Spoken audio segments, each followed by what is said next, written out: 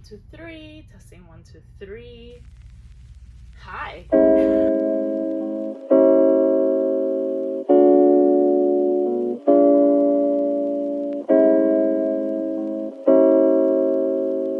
Welcome to Romance Unleashed, the podcast. I am your host, Mel, short for Melissa, but Mel just is Mel, and welcome to Romance Unleashed.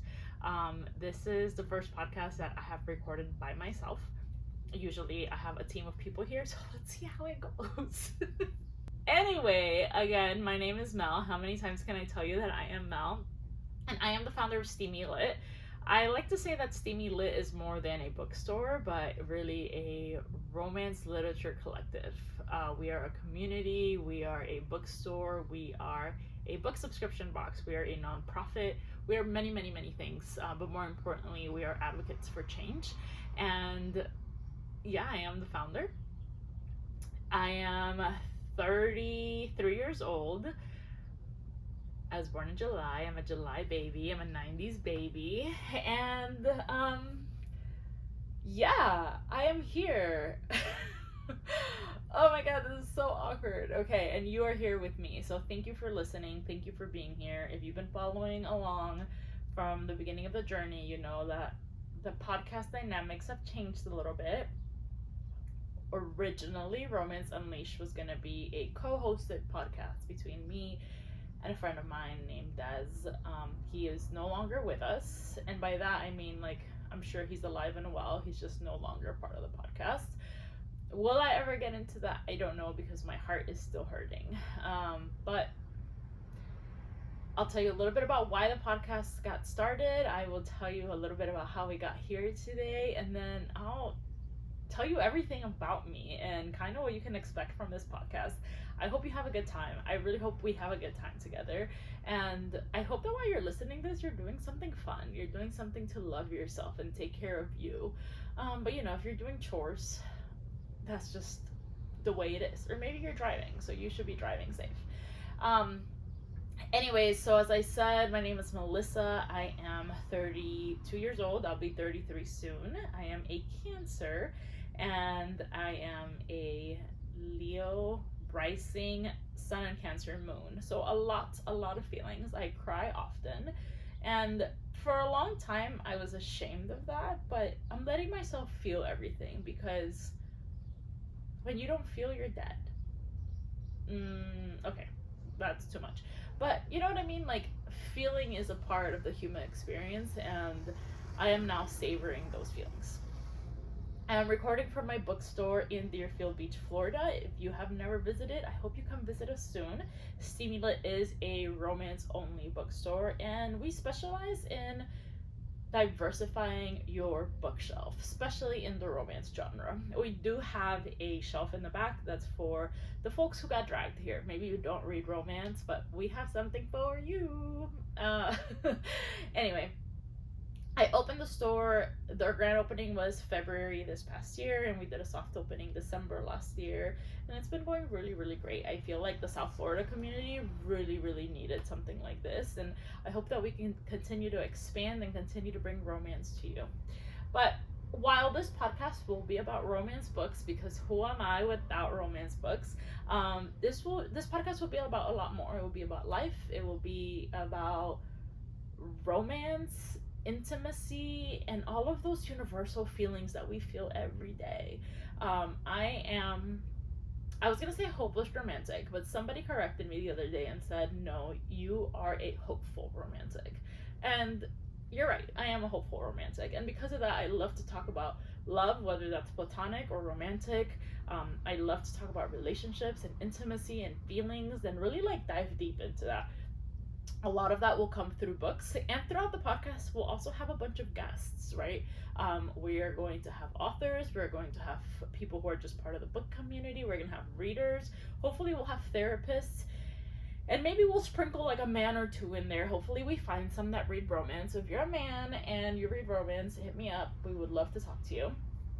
And yeah, it's a little bit about the podcast currently. Originally, the podcast, as I mentioned, was created between me and my co-host, and we really wanted this to be an intimate space where we could talk about all of these things between us and the romance books that we are reading, because he would read romance books with me. He started his journey this past, I would say in the past year, I started handing him Kennedy Ryan books, and he, really like read them and devoured them and loved them, and that was something that I really wanted to talk about in the pod. Maybe later on in life he will join us, but not right now. And anyway, I really wanted to talk about how men perceive romance, how men digest the romance, the same romance that we read. But also I think there's something so great about men picking up romance, because it teaches us so much about love and relationships and just things that we experience as humans, that I feel like sometimes men need that outlet, or maybe not, I don't know. Anyway, so the idea for this podcast came because we used to do this thing called therapy. It wasn't actual therapy, it was just like a therapy session between me and him. About once a week we would get together and we would just kind of digest and talk through all of this shit going on in our lives, our romantic lives or non-romantic lives, and we really had a beautiful friendship. And so one day we talked about, like, can this turn into a podcast? And basically it would be like our therapy sessions. Any conversation we had would just turn so deep that we were like, I think we could really do something special here. And so that's where the idea for Romance Unleashed came about. And unfortunately he'll no longer be part of it, but I still want to honor that like main concept of what we wanted the podcast to be. So anyway, we're gonna be talking about a lot of different topics, a lot of different things. If you ever have something you want me to talk about, or you want a guest to come on here, definitely let us know. Romance Unleashed pod is going to be a lot of fun, and I am really excited to be here with you. So, all right, on to other things about me. Obviously, I am a romance reader. Kennedy Ryan is my absolute favorite author, but how I came into the romance genre was kind of weird in a sense. Like, I have always been a really big reader. I just didn't realize like romance was what I loved for a really long time. Like, I would always kind of like look for books that had a romance subplot. Like, I was living for that romance subplot. Like, are they going to touch hands by the end of the book? That is fine with me. That's all I need. I just need to know that there is romance somewhere in there. And the more I like digested that, I was like, no, I think what I want to read are romance books. Like, I'm doing a disservice to myself. And it wasn't that I wasn't like purposely picking them up. I was just, I think before I started my Bookstagram, which I'll talk a little bit more about later, I wasn't really paying attention to what I was reading. Like, I would walk into Barnes and Nobles or like any other bookstore, and just whatever was on the table, if it caught my eye, I would pick it up.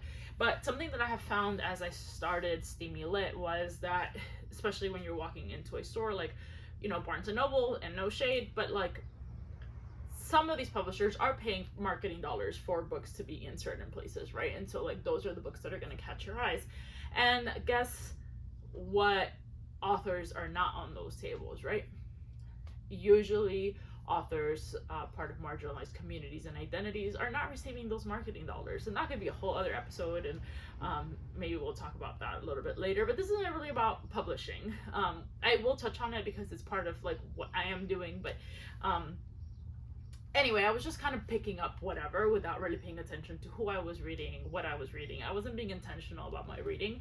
And I think that that's a journey for a lot of us until something shifts and we decide and we see how important it is to be intentional in the books that we pick up. So if you take away anything from what I just said, is if you're not intentional yet about the books you're picking up, do that. Shift your mindset to be intentional about the books you're reading, the media you're consuming, and I think it could really change your life. Anyway, I am an immigrant. I came from Peru. I was born in Lima, Peru. I immigrated here when I was 9 years old back in 2000, and I went straight to Miami.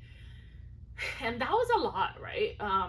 I think we often don't talk about how impactful it is for children. I think sometimes when you read books about immigration, you read about the stories of adults, but we don't talk about how kids are affected in this as much.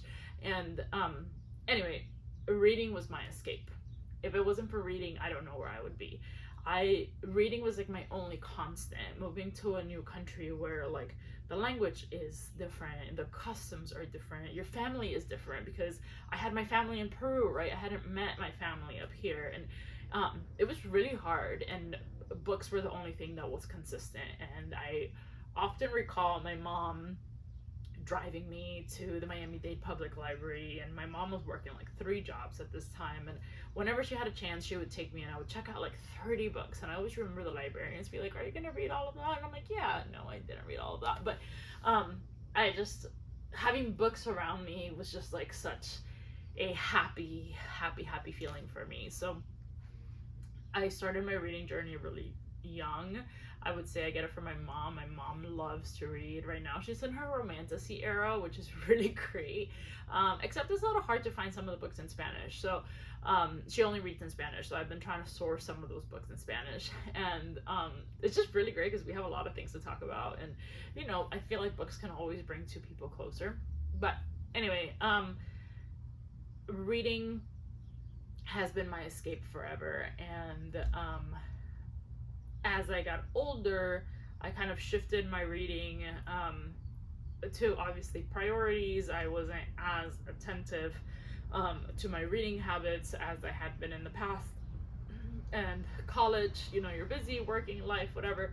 And then I joined the Navy. I was in the Navy for 4 years. I was stationed in San Diego. Shout out to the USS America. But I was stationed in San Diego, and I remember I got like a Kindle, not a Kindle, but like the Fire like tablets or whatever. And I had the Kindle app, and I started downloading books. And I would say like 50 Shades of Grey and Colleen, like early Colleen Hoover, were really my like introduction to romance. And I hadn't realized how much I needed romance in my life until that point. And it was a beautiful journey for me to rediscover my love for reading through romance. But then I kind of like left it a little bit until the pandemic again.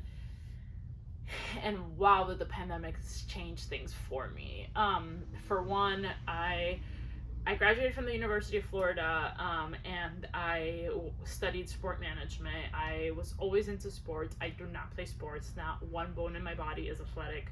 But I really like just love like the camaraderie and like the found family that people find, and like the community that people find in sports.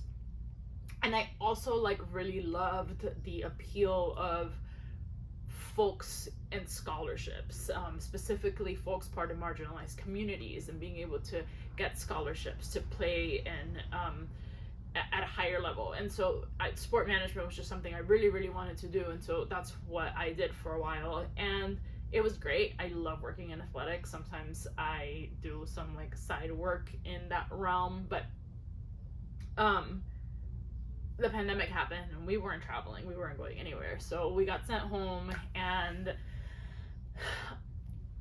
I thought Bookstagram was like not a thing. Let me backtrack. So obviously I had an Instagram, and I would post from books from time to time, and in posting those books, I was like, my like usual friend group, right, like my friends on like my regular people who know me in real life, like I feel like they don't really interact anytime I like post anything about books. So I was like, let me create an Instagram just for books. Like I really thought I had founded something. Little did I know that there was a whole fucking community of beautiful fucking people who read. Oh my god, was Bookstagram life-changing for me. Some of the communication, some of the connections, some of the relationships I built through the pandemic are some of my most special relationships I have ever had. And it was like, you know, your parents tell you like, don't meet strangers on the internet, but like, no, these are strangers I fucked with. And my God, were they the most supportive people in the world. How many nights was so I was married at the time, but my ex-spouse was deployed throughout the whole pandemic, so I was really by myself. And like, how many nights were they in my company? Like, how many times did we talk about books or schedule Zoom calls to like talk about books? It was really one of the most beautiful communities I have ever been a part of. And in created bookstagram, in my bookstagram, and immersing myself in the reading community is how I ended up founding the Steambox. So the Steambox is a book subscription box. It's a romance book subscription box. It's a quarterly box, and basically you get sent 3 romance books, self-care items, and vibrators. Yep, vibrators. I one day I was reading something, I think it was The Kingmaker by Kennedy Ryan, and I texted a friend and I was like, oh my God, is nobody else horny? Like, why are we not talking about this? And I was like, someone should really create a box that pairs romance books and vibrators, because if you are feeling the way I am feeling, you need to get off. Can I say that? I think so. Anyway, and so that's how the Steambox launched. It was just a little project in my kitchen.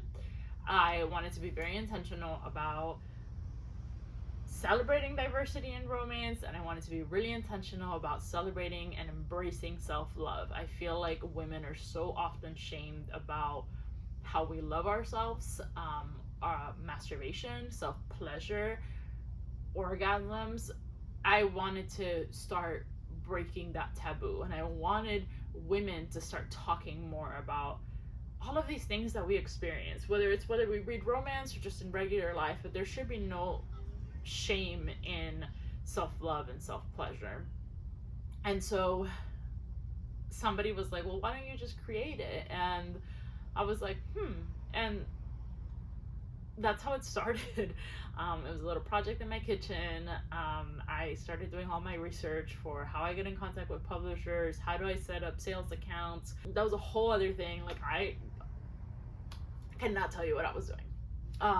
But I knew in creating the Steambox that wouldn't be it for me. I knew that I wanted an overarching company, and that's where Steamy Lit kind of came about. And so Steamy Lit was just kind of there for a while because I had like all my attention and focus on the Steambox. And as the Steambox grew, Steamy Lit as a brand kind of started growing little by little, and it's still growing. We've only been in business for 3 years, and anyway, Steamy Lit kind of started growing as a brand, and we started doing like pop-ups at like book festivals and stuff. And our online bookstore kind of grew out of like all of the like remainers of the other boxes, and so we kind of started growing that and like really growing the community. And our book club got launched, and from there it just kind of took a life of its own. We started gaining a lot of traction. The Steambox started doing well. We started doing special editions, and Steamy Lit kind of just took off from there. However, when I was creating Steamy Lit, I always knew I wanted to host some kind of convention, and that's how Steamy Lit Con came about, which I co-host with Cookie, my friend Cookie. And when I first told Cookie about the idea, she was like, okay, yeah, like if you ever do it, like I would love to help. And then Steamy Lit Con was born, and from there, our Steamy Lit Foundation, which is our nonprofit, grew. And anyway, I have my hands on a lot of pots, and Romance Unleashed is just a new one, and I'm really excited to talk to you all about that, Steamy Lit, and everything that we do. But that's a little bit of my journey in that space anyway. On a personal note, I got divorced last year, and I think if you know me from Bookstagram, like, he was a big part of my life, obviously, as any spouse is. And I didn't really see the divorce coming. And I can get into a little bit of that in here, but I never thought divorce was gonna happen to me with the person I was married to, because we were so solid until we weren't, you know, until we weren't, honestly. And I think sometimes life just happens that way, and it's okay.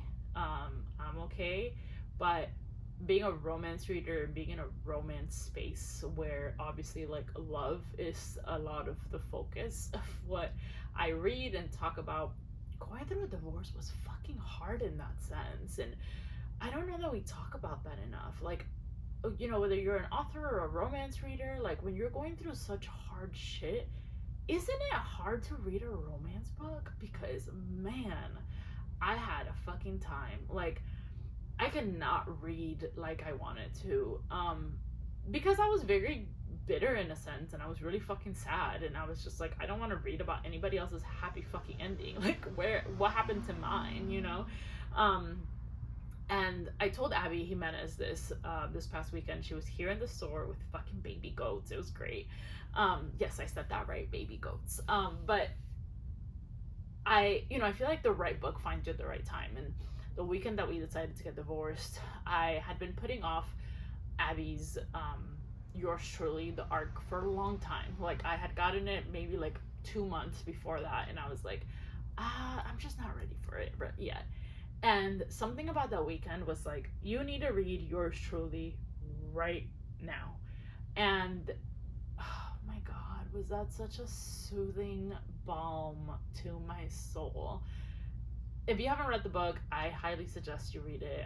It's a beautiful love story, but more importantly, what I saw was myself in seeing someone who was divorced find someone who loved her, someone who felt like she was hard to love, be loved. It was very soothing for me to read that.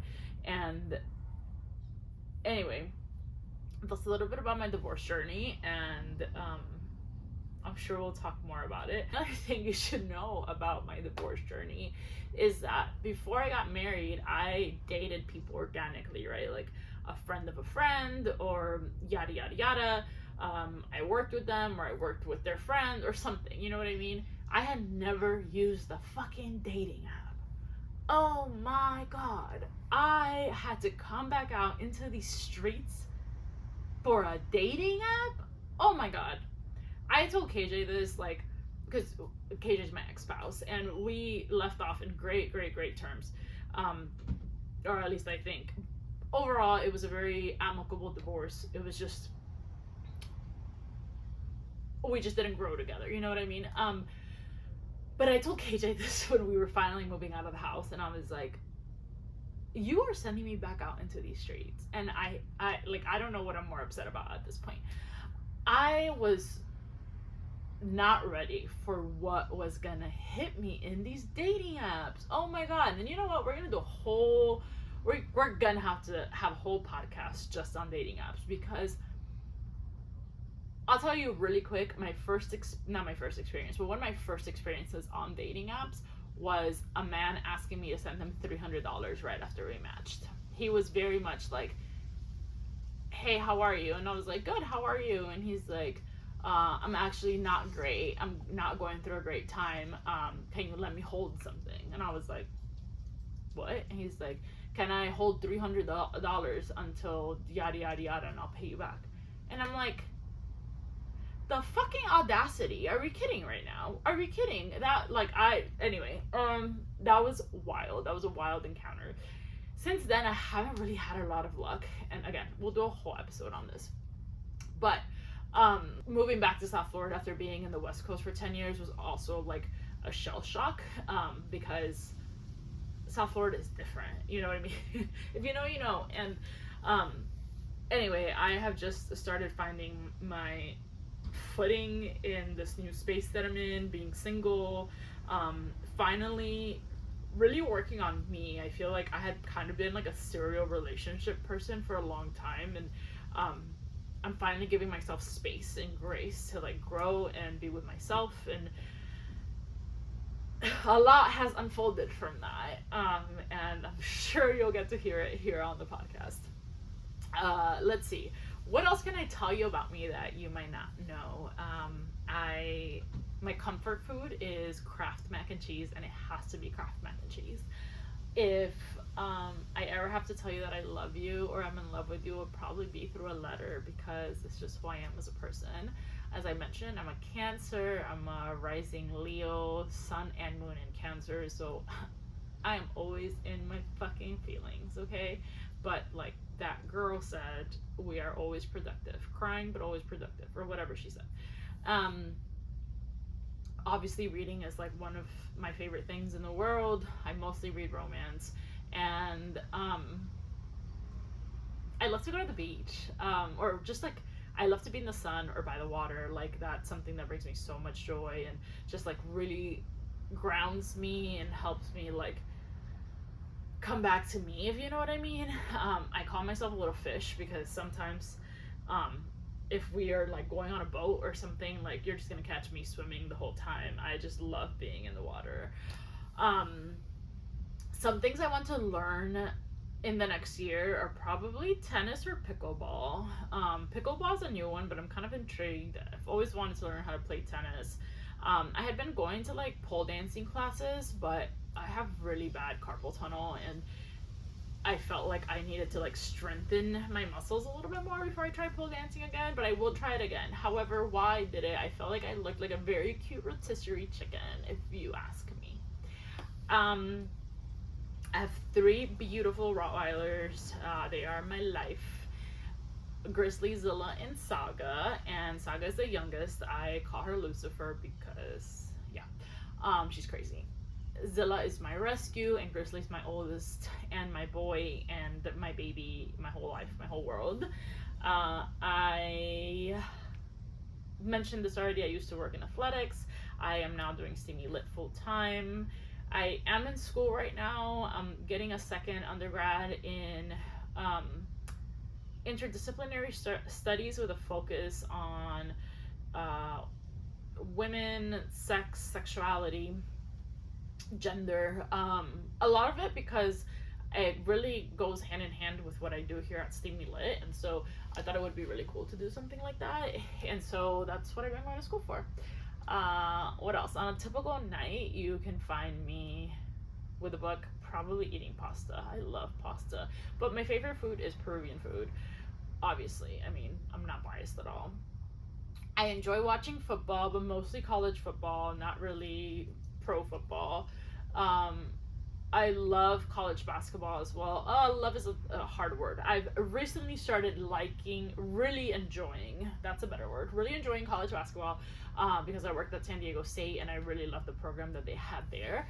And so now I watch it. I've gone to like 2 hockey games in my life, and that was a really good time. I don't know how to ride a bike, and I don't want you to teach me. I get a lot of vibrators a month, so if that's something you want me to talk about, I'm more than happy to. My current favorite, I would say, is the Bellesa. Oh, what is it called? I'll have to get you the name, but sensational vibe. I get a lot of vibes every quarter, and I don't have to, like, you don't have to make me try a vibrator, but I have a lot of vibrators to try, and it's a good time.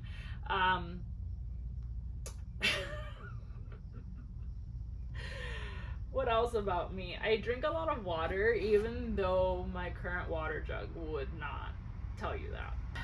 What else? What else? My favorite tropes. Have I already told you this? I don't think so. My favorite tropes are second chance romance, loved you since childhood, friends to lovers, and I really, really love an ex-partner's dad, or any kind of forbidden. There's just an extra, like, you know, was that weird? There's an extra to to forbidden romance, to be honest. I really, really love those. I've already talked about Kennedy, she's my favorite, but some other favorites I would say are Adriana Herrera, Natalie Canya, M.A. Wardle, Angelina M. Lopez, Regina Black. I'm like looking around. Anna Hong, I will eat up anything she writes. Claire Contreras, my god, that's my girl. I love, love, love Claire's books. And I'm sure that I will talk about a lot more books, obviously. And yeah, I really hope you enjoy your time here. I hope that we get to talk a lot. Please send me questions to our Romance Unleashed pod, which is where you can find us. Romance Unleashed pod on Instagram on Instagram and on TikTok. And you might see some old content, but that's not here nor there. We are a new era. We've barely launched, so it's all good. And I'm just really excited to be here with you all. You can expect us to talk about love, romance, intimacy, all of the things in between those parameters, I guess. And we're gonna have some really cool guests. We're gonna have authors, we're gonna have readers, people who are part of the publishing industry, therapists, people from the community. And yeah, if there's anyone specific you want us to invite, please let me know.